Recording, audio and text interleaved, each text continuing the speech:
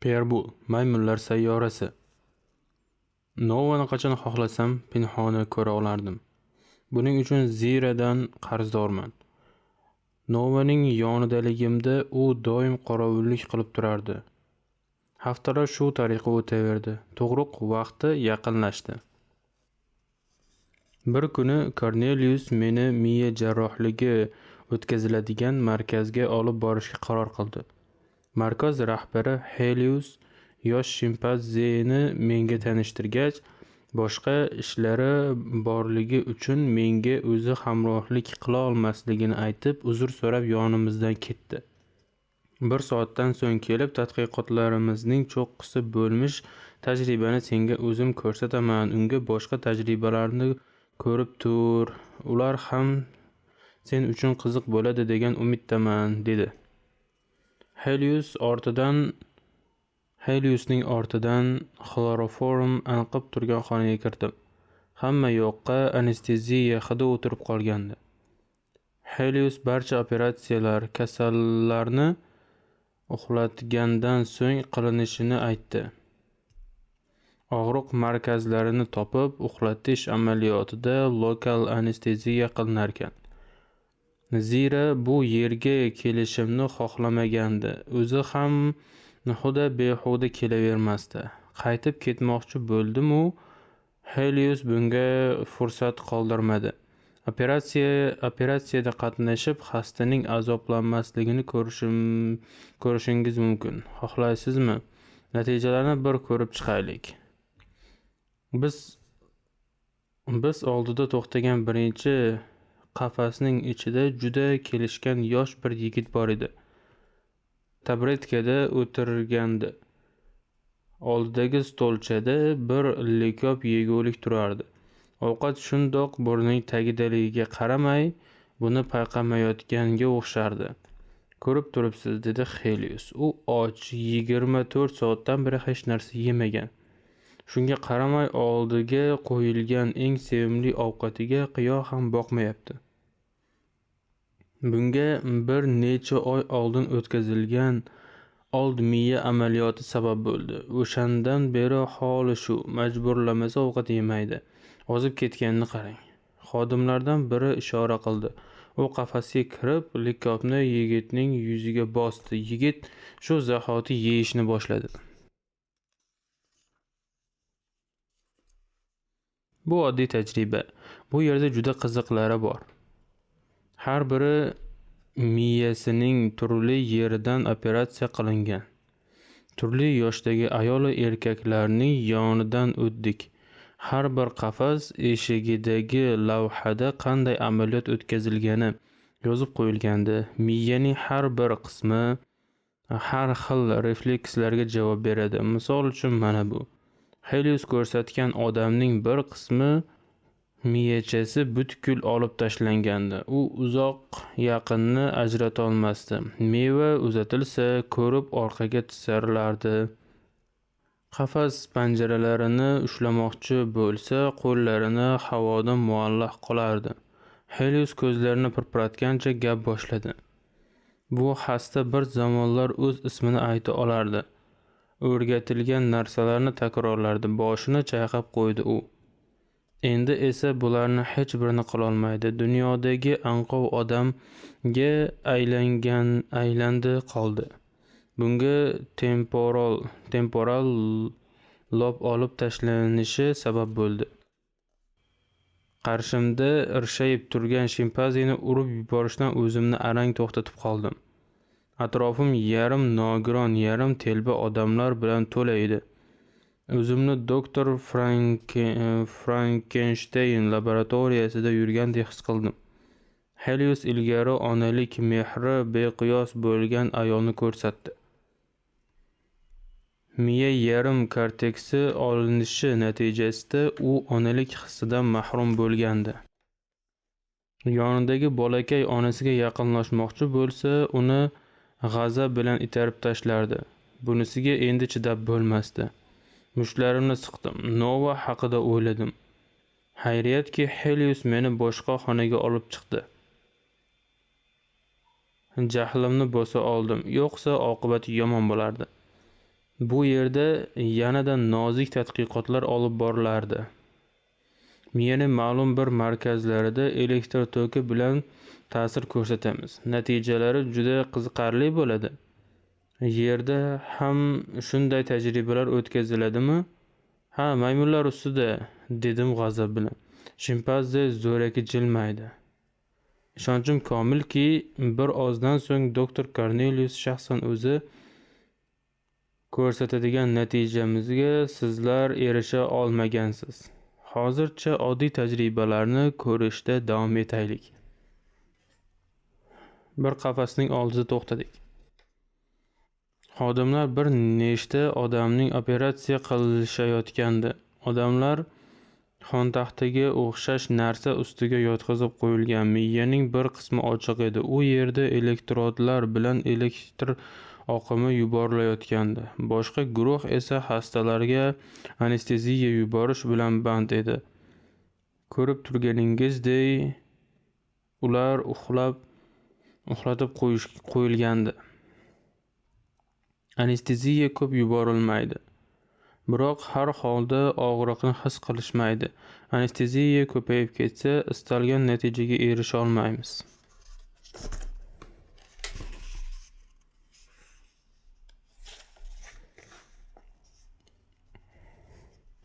Elektrodlar qayerga tekkizilganiga qarab hasta har xil harakatlar qiladi. Elektrodlar qayerga tekkizilganiga qarab hasta har xil harakat qiladi.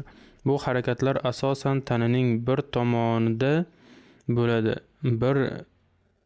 Bir erkak har tok urganda oyog'ini ko'tarar, tok o'chgach yana tushirardi. Boshqa biri qo'lini ko'tarardi. Birining esa butun yelkasi titrardi. Bir bolakay og'zini ochib yopardi. Qarang, elektr kuchaytirilsa nima bo'lishini ko'rasiz. Hozir eng yuqori kuchlanish beriladi. Tajriba yoshgina qiz ustida o'tkazilayotgandi. Urg'ochi bir maymun elektrodlarni qizning yonog'iga qo'ydi.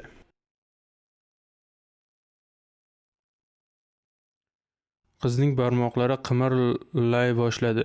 Elektr oqimi kuchaytirilgach harakat bilagiga, keyin esa butun qo'lga o'tdi. Endilikda qizning barmoqlaridan yelkasigacha titrayotgandi. Harakat yoyilishda davom etdi. 10 daqiqadan so'ng qiz vujudining chap qismida harakatsiz yer qolmadi.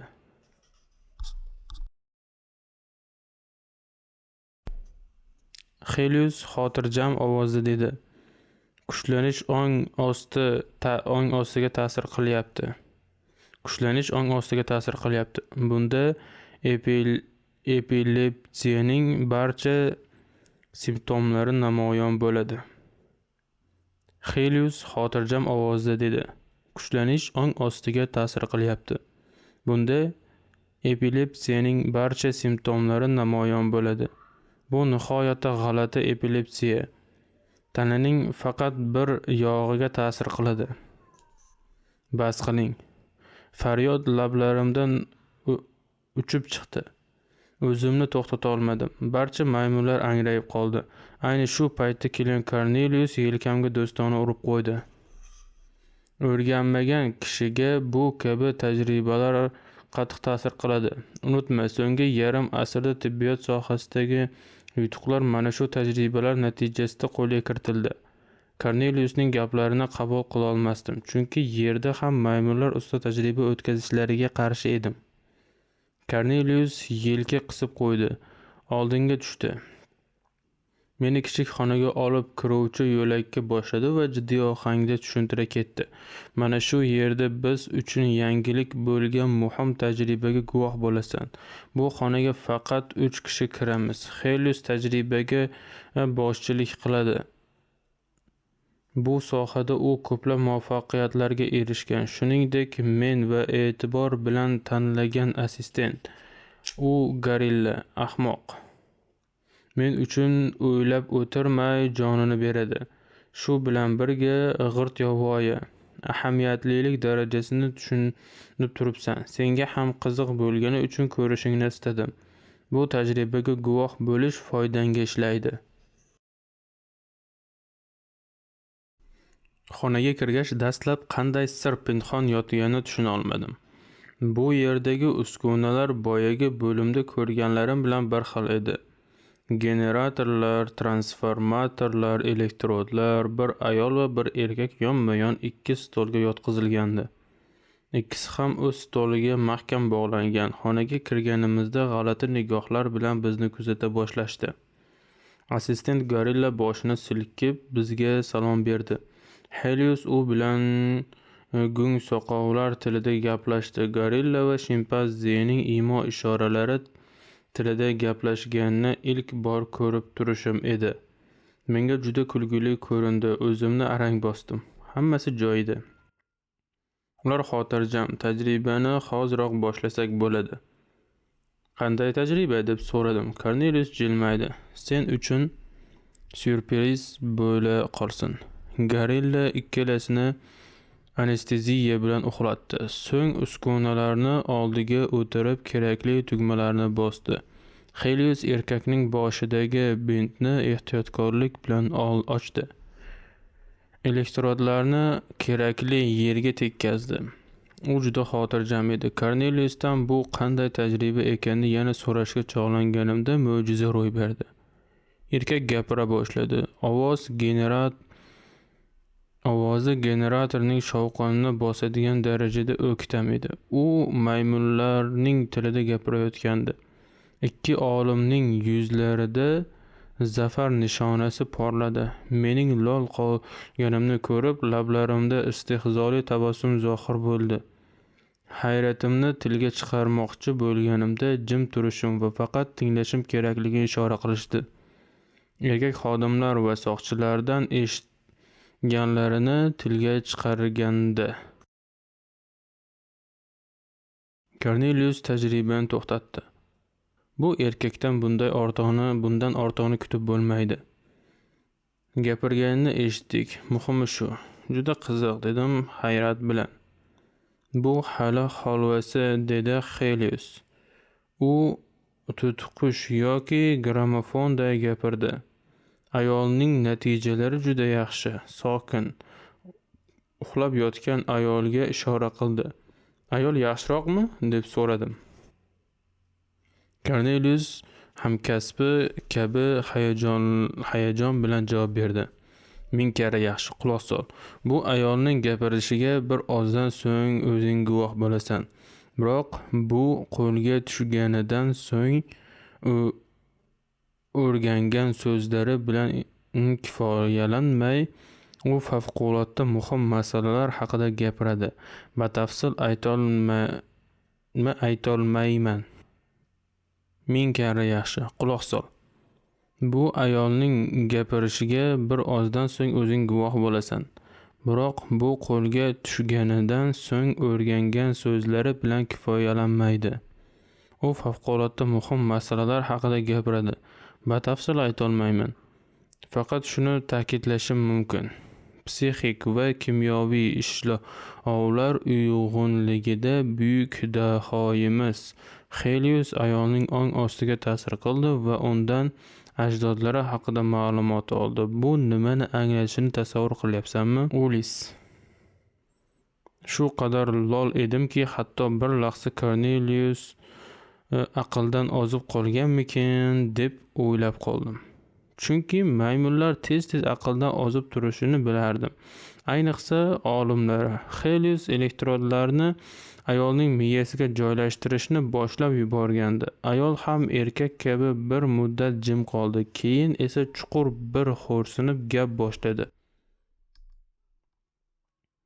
U hayvonlar tilida gapirardi. Ovozi dam-badam o'zgarib turardi. Unga ko'zlari yumuq holda quloq tutgan kishi bir nechta inson bir vaqtning o'zida gapiryapti deb o'ylashi mumkin edi. Ayolning har bir gapi shuurimga yetib borib, unda mustahkam o'rnashib qolayotgandi. Ayol gapirishda davom etdi. Bir muddatdan beri maymunlar muntazam ko'paymoqda. Ular uzoq yashamaydi deb o'ylagandik. Agar shu yo'sinda davom etsa, Kun kelib ularning soni biznikidan ancha oshib ketadi. Gap faqat sonda emas. Ular bezbetlasha boshladi. Ko'zlarimizga tik qarashadi. Ularni xonakilashtirib, ba'zi yumushlarda foydalanib xato qildik. Ayniqsa qo'limizda ishlaydiganlari boshqalaridan ko'ra surbetroq. Bir kuni ko'chada meni shimpanze chimdilab oldi. Shapaloq tushirish uchun qo'limni ko'targanimni bilaman. Shunday o'qrayib qaradiki, qo'rqib ketdim.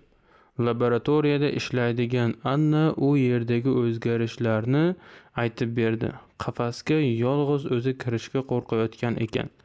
Kechalari allaqanday pichir-pichirlar va qahqahalar eshitilarmish. Bir gorilla boshliqning ortidan masxara qilibdi. Ayol jim qoldi, keyin bir xo'rsinib davom etdi. Nihoyat bu sodir bo'ldi. Ulardan biri gapirdi. Ayollar jurnalida o'qidim. Rasmini ham bosishibdi. Yoqimtoygina shimpanze. Birinchi bo'lib shimpanze gapirgan ekan, dedi Cornelius hayrat bilan. O'zim ham shunaqa deb o'ylagandim. Ayol gapirishda davom etdi. Faqat shugina emas, gazetalarda har kuni yangi hodisalar haqida yozishyapti. Ayrim biologlar buning ulkan muvaffaqiyat ekanini iddao qilishmoqda. Oqibatini hech o'ylab ko'rishmadimikin? Shimpanzelardan biri tahdidkor so'zlar aytibdi. Gapirishni o'rgangach, ilk ishlari buyruqlarni bajarishdan bosh tortish bo'ldi. Ayol yana gapirdi. Endi ovoz ohangi boshqacha edi. Shunaqa bo'lishi ma'lum edi. Hammamizning ongimiz mudroq. Kitob o'qimaymiz, hatto detektiv kitoblarni ham o'qimay qo'yishdi. Qarta o'ynaydiganlar-ku yo'q hisobi. Multfilmlarga ham qiziqmay qo'ydik. Maymunlar hozircha tinch yurishibdi, miyalari esa jadal rivojlanmoqda va o'zaro tillashmoqda. Biz bilan ko'p gaplashmaydi. Nari berisi bir ikki kalima, ammo kechalari o'zlariga xos tilda bir-birlari bilan gaplashganlari, buyruqlar berishlarini eshitib qolamiz. Uzoq jimlikdan so'ng ayol bu safar boshqacha ovozda gap boshladi. Juda qo'rqdim.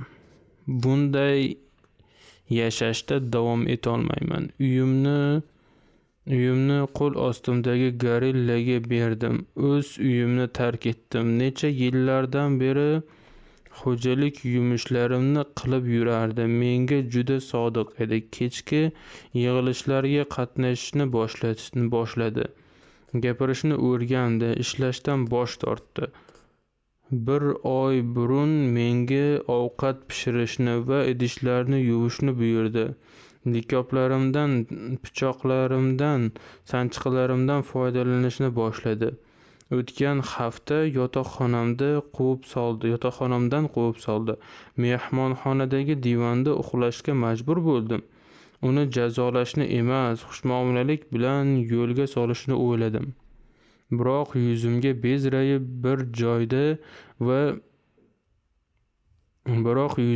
bezrayib irjaydi va talablarini yanada ko'paytirdi. Bir burchakka taqalib qolganim uchun uyimni tark etishga majbur bo'ldim. Mana endi men kabi uyini tashlab chiqqan ayollar bilan birga lagerda yashayapmiz. Yonimizda kam sonli erkaklar ham bor. Ularning aksari avvalgi jasoratidan asar ham qolmagan. Shahar tashqarisida og'ir hayot kechiryapmiz. Uyalganimizdan bir-birimiz bilan gaplashmaymiz. Dastlabki kunlar tishimni tishimga bosdim, biroq endi sabr kosam to'ldi. Ayol jim qoldi. Keyin erkaknikiga o'xshash ovozda gapira boshladi.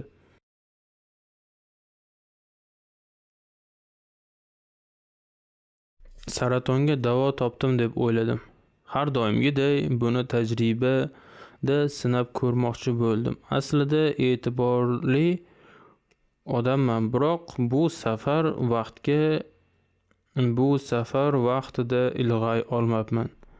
Bir muddatdan beri maymunlar tajriba stoliga yotishdan bosh tortib qolishayotgandi.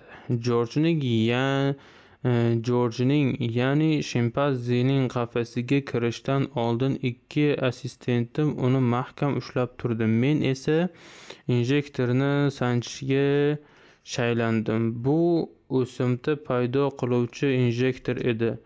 Davolashim uchun avval saratonga chalinishi kerak edi-da. Jorjning nigohlari ma'nosiz edi, biroq yelkam osha orqa tomonimga qarab turganini sezdim. Kech tushundim. Saraton tajribasi uchun tanlab olingan 6 gorilla qochib ketgandi. Ular orqamizdan pisib kelib, bizni qo'lga olishdi. Jorj ishga boshchilik qildi.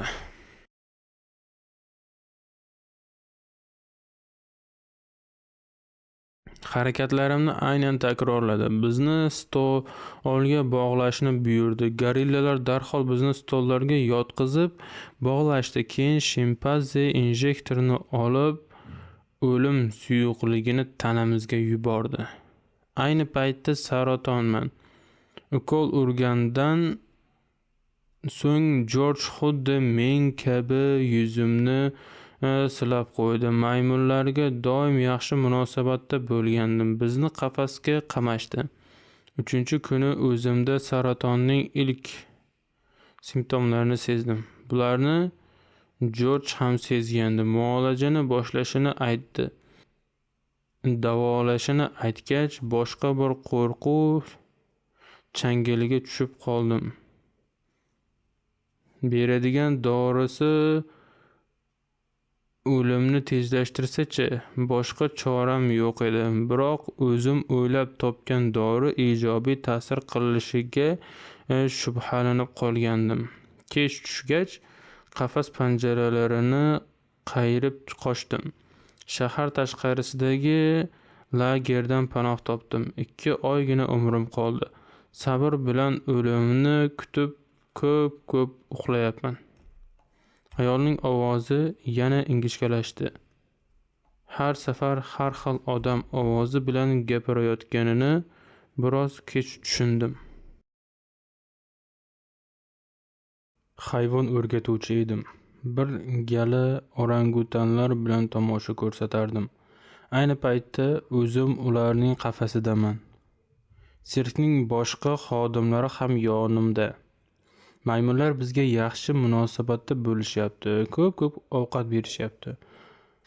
Poldagi o'tlar iflos bo'lib ketgach, darhol almashtirishyapti.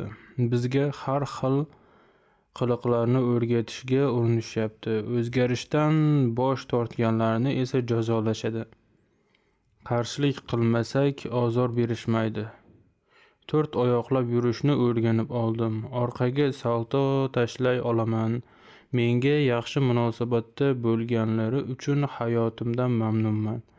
Endi yelkamda hech bir mas'uliyat yo'q, xotirjamman. Ko'pchilik yangi hayotga ko'nikdi. Ayolning jimligi bu safar uzoq cho'zildi. Bu muddat davomida Cornelius mendan ko'zini uzmadi. O'ylarini yuzidan o'qib turardim. Odamlar hukmronlikni hayvonlarga shunchalik oson berib qo'yishdimi? Uyatdan qizarib, ko'zimni olib qochdim. Ayolning g'amgin ovozi yana yangradi. Butun shahar ularning qo'lida. Shahar tashqarisiga qocha olganlarning soni bir necha 100 kishi chiqadi xolos. Shahar tashqarisida uyushib yashay boshladik, biroq ularning yaqinida yashashimiz maymunlarga yoqmayapti. Boshqa lagerlardagi ba'zi erkaklar o'rmon ichkarisiga chekinishdi. Ayrimlari qorin to'ydirish uchun maymunlarning xizmatiga o'tdi. Qiladigan ishimiz yo'qligi uchun yalqovlik fitratimizga singib ketdi. Uxlaganimiz uxlagan, maymunlarga qarshilik qilish uchun bir oyoqdan Bir yoqadan bosh chiqarishni ham uddalay olmadik. Qo'rqqanim sodir bo'lyapti. Dahshatli shovqin eshitilyapti. Qo'shin kelayotganga o'xshaydi. Voydod, maymunlar kelyapti.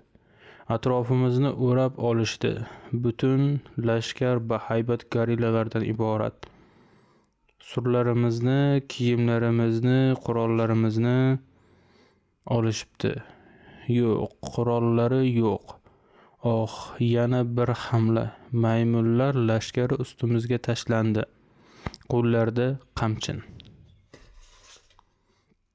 Heliosning mazkur muvaffaqiyati haqida gap so'zlar tarqab ketdi. Ehtimol maqtangisi kelib o'zi gullab qo'ygandir. Olimlar nihoyat odamlarni gapirtirgani haqida mish-mishlar yurgandi. Tuproq ostidan topilgan qadimgi shahar xarobalari gazetalarning bosh mavzusiga aylangandi. Shunday qilib menga nisbatan munosabat sekin asta o'zgara boshladi. Korneliusning dushmani ko'p. Topilmasini ochib e'lon qila olmaydi. E'lon qilguday bo'lsa, tanqidlar yomg'iri ostida qolishi aniq. Zayus boshchiligidagi orangutanlar jamoasi Korneliusning ashaddiy g'animlari hayvon irqiga qarshi fitna boshlaganini iddao qilib, bosh sababchi sifatida meni ko'rsatishmoqda. Gorillalar rasmiy lavozimlarda bo'lishmasa-da, qonun-qoidalarga zid harakatlarni xushlashmaydi. Bugun meni og'ir hislar ezdi.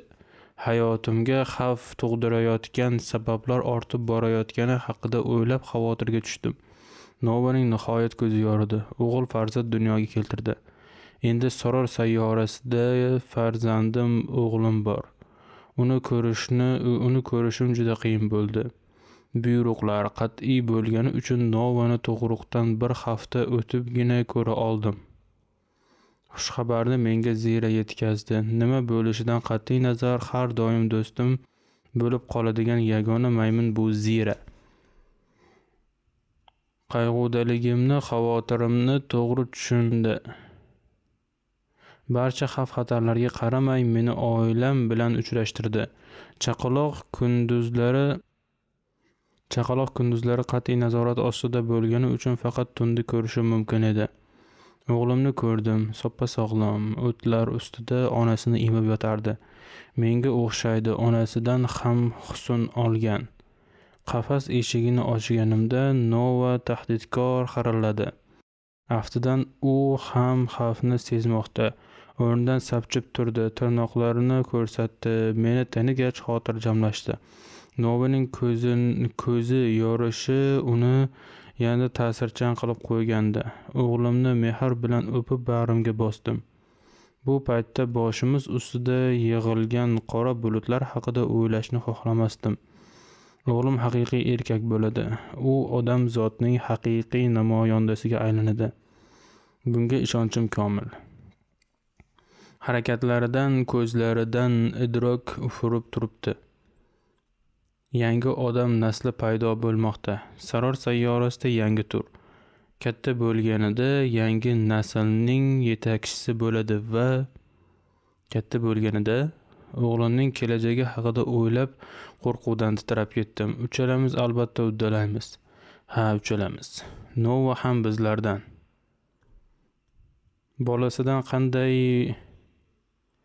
Bolasiga qanday boqayotganini ko'rish kifoya.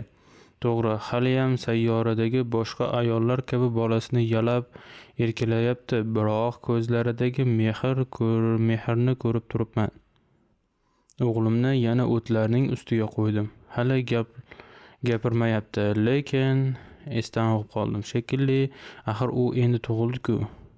Lekin vaqti kelib gapiradi. Hozirdanoq odatiy chaqaloqlar kabi yig'layapti. Sayyoradagi boshqa bolalar esa kishnashga o'xshagan ovoz chiqarishadi. Nova buni sezdi. O'g'lining yig'layotganiga hayron bo'lib qaradi. Buni Zira ham payqadi. Yana biroz yaqinlashdi. Mayin tukli quloqlari ding bo'lib bolani diqqat bilan ko'zdan kechirdi. Bir muddatdan so'ng ketishimiz kerakligiga ga ishora qildi. Qo'lga tushguday bo'lsak, uchavimizni ham og'ir oqibatlar kutib turganini bilamiz. O'g'limga g'amxo'rlik qilishga so'z berdi. Va'dasi turishiga aminman. Bola menga o'xshashini biladi. Bizga yordam bermay qo'ysa, boshimizga nimalar tushishi haqida o'yladim. Men bilan yaqinligi uchun ishdan haydalishi ham aniq. Meni deb ishidan ayrilishini xohlamayman. Oilamni quchib nari ketdim. Zira ham menga taqlid qilib, tumshug'ini o'g'limning yonog'iga tekkazdi. Nova Ziraning chaqaloqqa tegishidan g'azablanmadi. Odatiy xos sifatida qabul qildi. Shekilli Zira bo'lgan munosabatni ko'rib mo'jiza sodir bo'layotganiga ishonch hosil qildim. Xonadan chiqdik. A'zoyi badanim dir-dir titrardi. Zira ham xuddi men kabi hislar qurshovida edi. Ulis, dedi Zira ko'z yoshlarini artib. U xuddi o'z bolamday. Professorni ko'rish men uchun og'ir edi. U hamon institutda, biroq mening yordamim bilan qo'yilgan xonada emas. Uni qafasga ko'chirishdi. Ba'zan jini qo'zib qolishi vaziyatni yanada og'irlashtirdi. Bir marta xodimni tishlashga urinibdi. Cornelius yangi metod qo'llashga qaror qilib, professorni poliga o't tashlagan qafasga ko'chiribdi. Hayvonot bog'idagi qizni ham olib kelib yoniga qo'ydi. Professor qizni xursand bo'lib kutib oldi. O'zini tutishi darhol o'zgardi. Hozir umuman qobil hayot kechirmoqda. Qafasiga borganimda uni xotirjam hayotdan mamnun holda ko'rdim. Biroz semiribdi,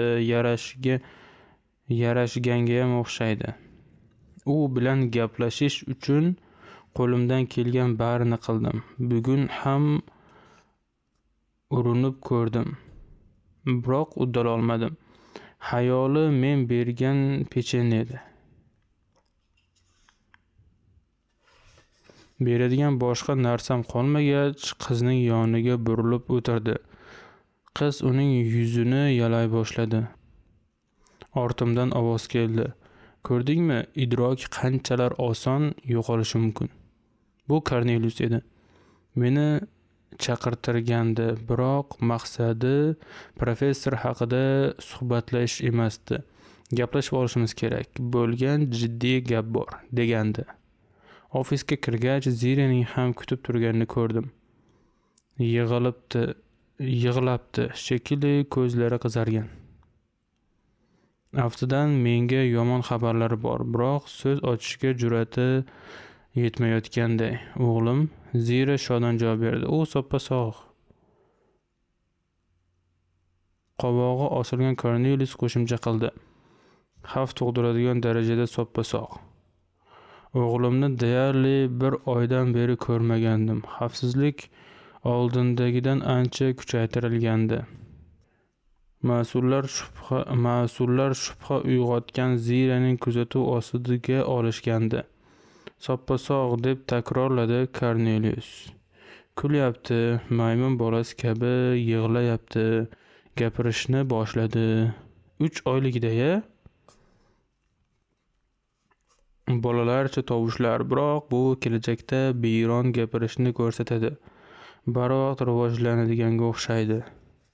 Behad shod edim. Ota sifatida qiyofam Zirani hayratga solgandi. Bu qanday falokat ekanligini tushunyapsanmi? Uni shunday qo'yib qo'yishmaydi. Ishonchli kishi aytdi, dedi Cornelius xotirjam ovozda. 2 haftadan so'ng oliy kengash to'planib, bolaning kelajagini muhokama qiladi va bir qarorga kelishadi. Qanday qaror? Muhim qaror. Ochig'i undan qutulishni xohlashadi. Har holda hozircha bunday gap yo'q. Biroq onasining yonidan olinadi. Demak, ularni ko'rolmaymanmi? Yo'q, gapini bo'lmay tursangchi. Bir-birimizga achinib o'tirish uchun to'planmadik. Biror chora topishimiz kerak. Qo'limda aniq ma'lumotlar bor. Reja tuzishimiz lozim. O'g'lingni orangutanlarning nazoratiga berishadi. Zayus qachondan beri kutib turibdi. Bu safar uning qo'li baland keladi. Kornelius mushtini siqib so'kindi. Bunaqa so'kinganni avval sira eshitmagandim. Oliy kengash ahmoq. Zayusga ishonib bo'lmasligini biladi, ammo o'g'ling maymun irqi uchun qanday xavf solishi mumkinligini o'ylab, nazoratni mening qo'limdan olib Zayusga berishni ma'qul ko'ryapti. Bolaning xavf tug'dirmasligini ta'minlashga kafolat bergani uchun unga ishonishdi shekilli. O'g'limni ahmoq orangutanlarga berib qo'yolmasdim, biroq Korneliusning gapi bo'linmasligim kerak edi. Maymun irqiga xavf solayotgan faqat o'g'ling emas. Gapini davom ettirishini kutdim. Ziraga qaraganimda u ko'zlarini olib qochdi. Boshi egildi. Orangutanlar ilmiy izlanishlarini chippakka chiqarganing uchun sendan nafratlanishadi. Gorillalar jamiyat ichida yurishingni xavfli deb hisoblashmoqda. Bu sayyorada yangi irq shakllanishiga sabab bo'lishingdan qo'rqmoqda. Yanada aniqrog'i, boshqa insonlarga o'rnak bo'lishing mumkin. Sen tarbiyalamoqchi bo'lgan odamlar orasida bezovtalik kuzatilmoqda. Bu to'g'ri. Qafasga oxirgi borganimda ba'zi o'zgarishlarni payqagandim. Ichkariga kirganimda meni hayqiriqlar bilan kutib olishgandi. Ko'zlari boshqacha porlayotgandi. Ilgari bunaqasini ko'rmagandim. Ochig'ini aytaman, dedi Kornelius. Kengash seni mahv etish haqida qaror qabul qilishidan qo'rqyapman. Tajriba uchun miyangni ayrim joylarini kesib olishlari ham mumkin. Sen bilan yaqinligi bois Novadan ham qutulishmoqchi shekilli. Bo'lishi mumkin emas. Bunday xavfli mavjudot sifatida ko'rilishim xayolimda ham yo'q edi. Zira yelkamga qo'lini qo'ydi. Kornelius haq.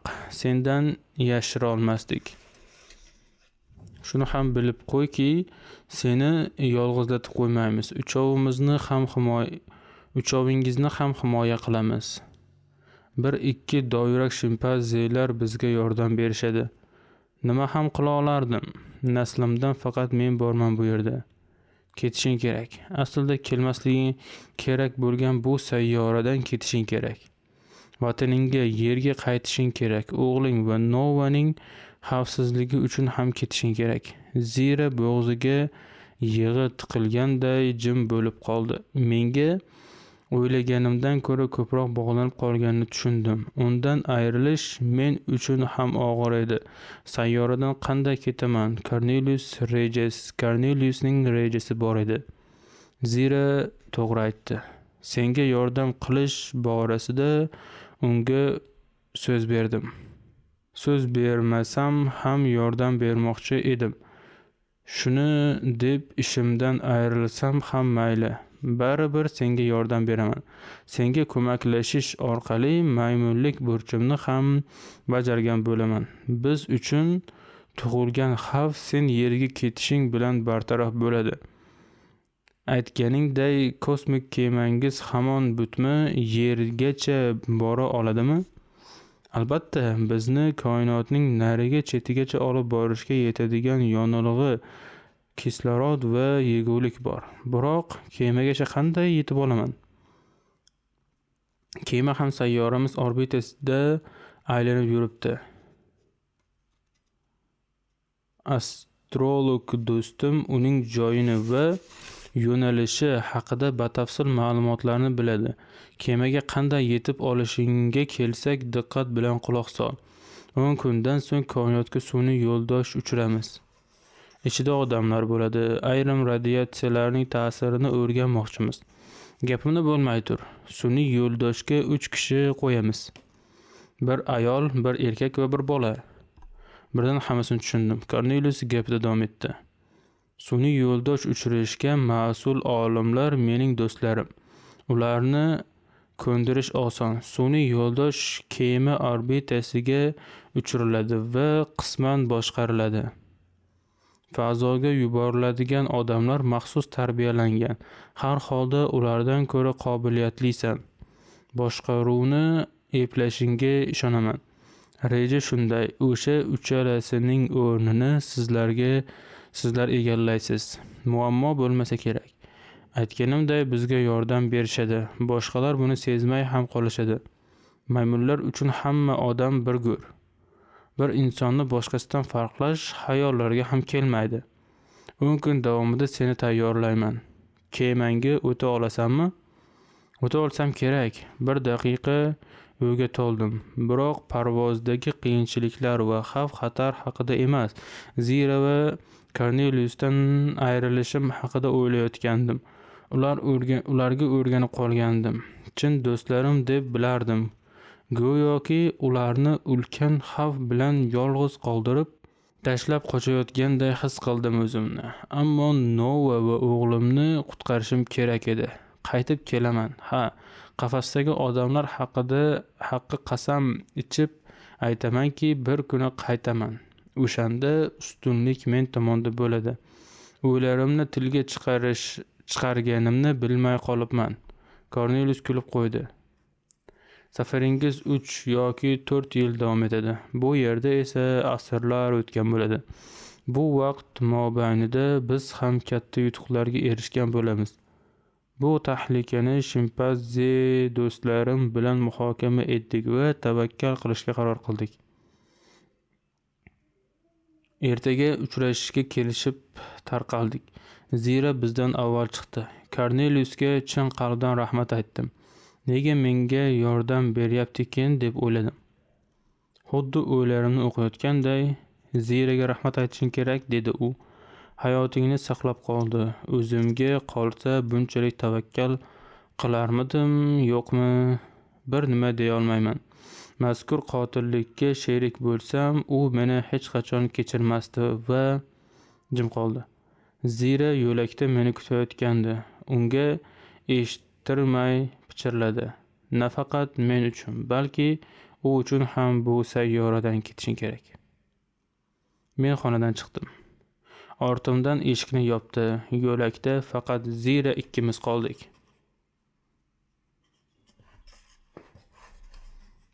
Zira dedim bir necha qadam bosgach.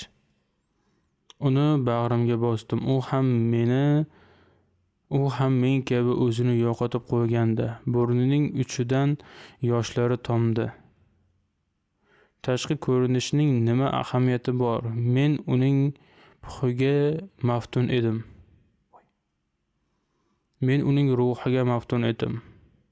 Hissiyot ta'sirida yanada xunuklashgan yuzini ko'rmaslik uchun ko'zlarimni yumdim. Beso'naqa vujudi titradi. O'zimni majburlab yanog'iga ishqaladim. Ikki oshiq kabi lablarimiz birlashish arafasida birdan meni itarib o'zidan uzoqlashtirdi. Nima deyishni bilmay turganimda Zira jundor qo'llari bilan yuzini yopdi va yig'lay boshladi. "Oh sevgilim, iloji yo'q, uyalib ketyapman. Bunday qila olmayman. Sen juda xunuksan."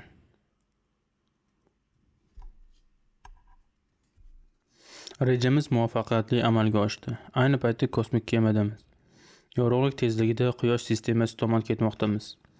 Yolg'iz emasman. Yonimda Nova va Sirius bor. So'rar sayyorasidagi sevgimning mevasi dada va oyi so'zlarini aytishni o'rgandi.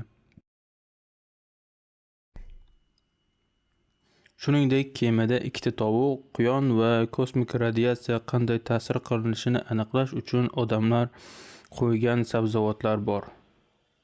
Bular ham bir korimga yarashiga aminman. Corneliusning rejasi mukammal amalga oshdi. Tanlangan 3 kishi olib osongina o'rin almashdik. Zayusga Nova o'rnini egallagan ayol va bola berildi. Bolaning ongsiz ekani tezda ma'lum bo'ldi. Shunda mendan ham xavf kutmay qo'yishar ehtimol. O'rnimdagi odam gapirmagach, boshlari qotib qolsa kerak. Har holda uni o'ldirmasliklari aniq. O'rin almashganimizdan ham shubha qilishmaydi. Oldin ham aytganimday, orangutanlar odamlarni bir-biridan ajrata olmaydi. Zayus g'alaba qilgandi. Zayus g'alaba qiladi. Bu Korneliusning ziyoniga bo'lishi rost. Kornelius ko'p ziyon ko'rmaydi degan umiddaman. Nimalar deyapman? Bular allaqachon unutilgan. Axir bizning bir necha oylik safarimiz vaqtida borliq ancha qaridi. Mendan so'rasangiz, Soror sayyorasini ko'p eslayman. Betelgeuse quyoshi tobora kichrayib borib, mitti sharga o'xshab qoldi. Oramizdagi masofa borgan sari ortmoqda. Agar qaytsam, oradan asrlar o'tgan bo'ladi. Qo'rqishga hech bir sabab yo'q. O'zim uchun juda qadrli bo'lgan 2 kishini qutqara oldim. U yoqda sog'inadigan kimim bor? U yoqda sog'inadigan kimim qoldi? Zirami? Ha, Zira.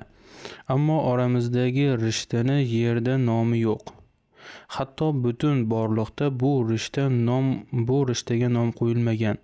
Kornelius bilan turmush qurgach, undan dunyoga keltirgan shimpanzechasi bilan ovunadi. Professor Antelli. Jinurson uni. Unga yordam bera olmayman. Umr bo'yi izlagan hayotini topdi shekilli. Zira bo'lmasa men ham uning holiga tushmasmidim? Bu o'y meni titratib yubordi.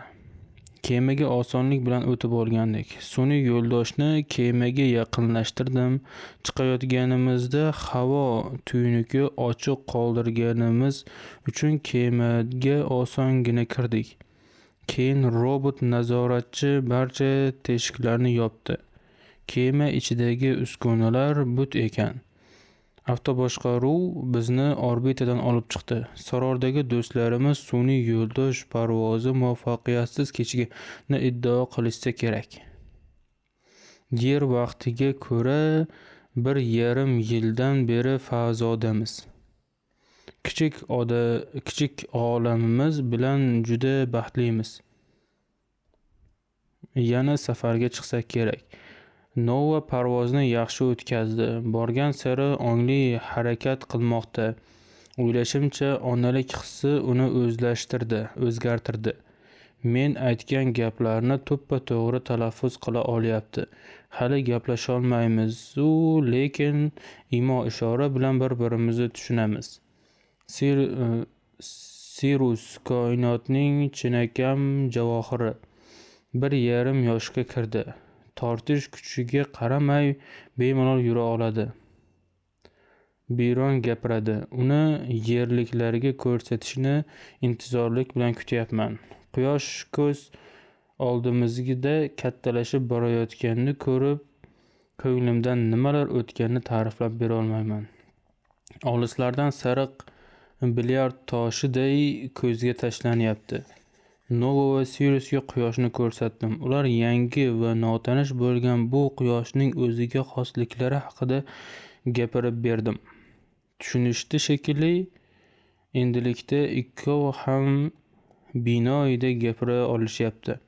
Nova ham Sirus bilan birga o'rganmoqda. Onalik hissi shunday mo'jiza yaratishiga aql bovar qilmaydi. Sorordagi boshqa insonlarni ham tarbiyalay olardim, ammo Nova ulardan aqlli.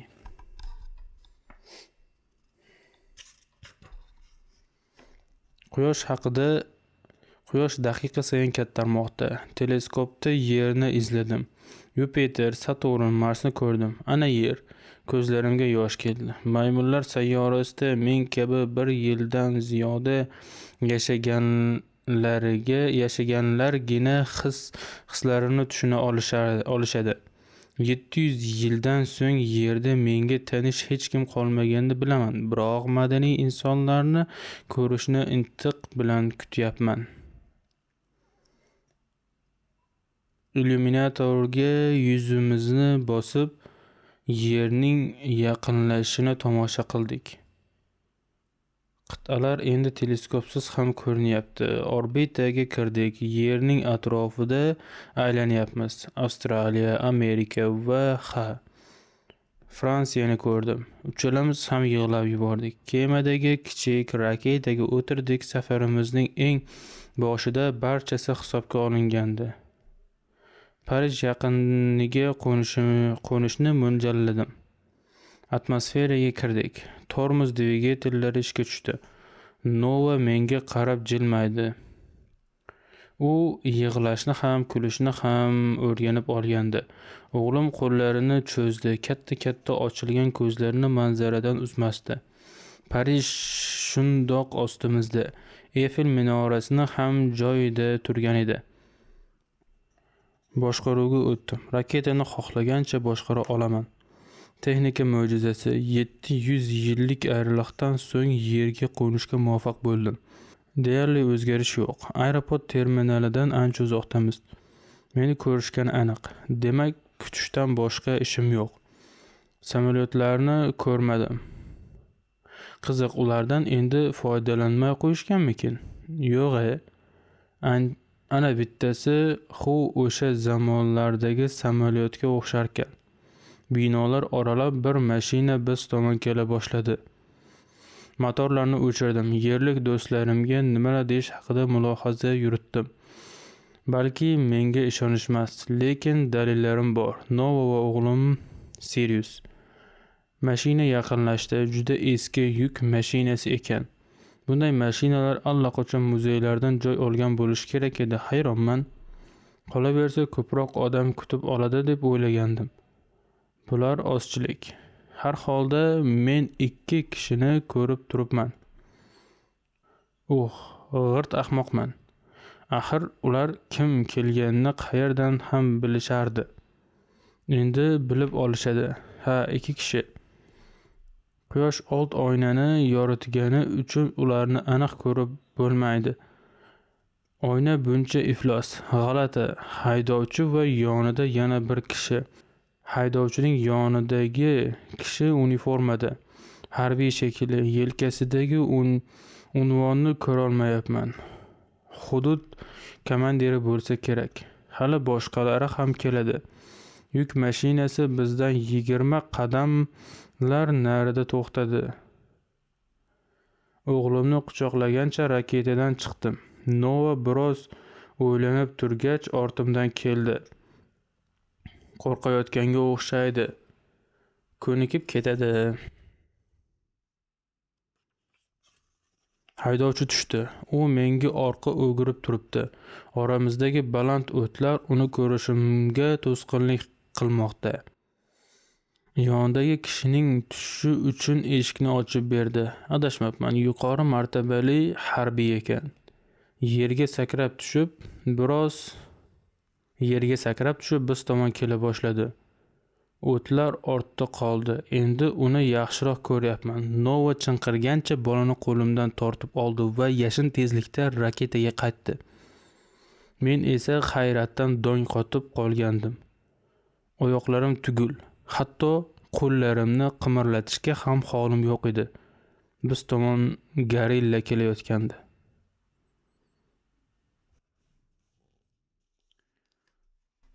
Sahifalardan asta bosh ko'targan Phyllis va Jean bir muddat gapirmay bir-birlariga qarab qolishdi. Axiri Jean jilmayishga urinib, qiziqarli hikoya dedi. Phyllis o'z o'ylariga tamoman g'arq bo'lgandi. Hikoyaning ayrim joylari uni maftun etib, ba'zi narsalarni tushunib yetishiga yordam bergandi. Fikrlarini hamrohiga bildirdi. Aftidan olamning har yerida ijodkorlar bor, dedi Jean. Koinotning har yog'i ijodkorlar bilan to'la. Ular juda hazilkash. Phyllis bu gaplarni tafakkur chaqirig'idan o'tkazdi. Jean fikrida sobit edi. Natijada xohlamasa ham uning bu mulohazasiga qo'shilishga majbur bo'ldi.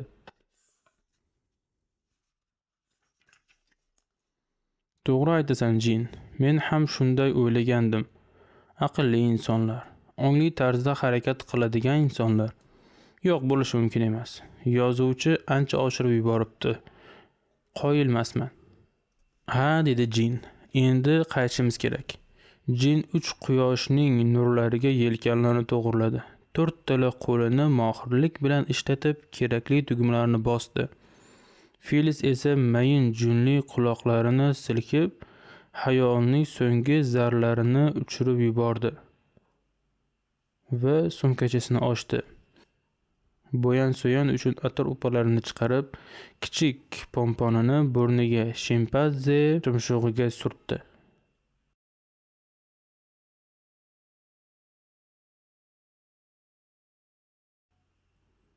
Kitob tugadi. Kitobni Al-Komil kanali uchun Orifjonov Komiljon audio shakliga keltirdi. E'tiboringiz uchun rahmat.